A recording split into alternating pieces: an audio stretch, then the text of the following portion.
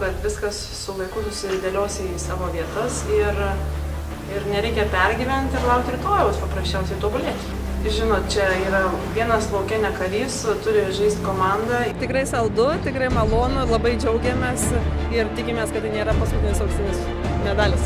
Susijėmėm visus kartu, komandiškai labai žaidėm, draugiškai. Svarbiausia medaliai, džiaugsmas, laimė ir šypsenos.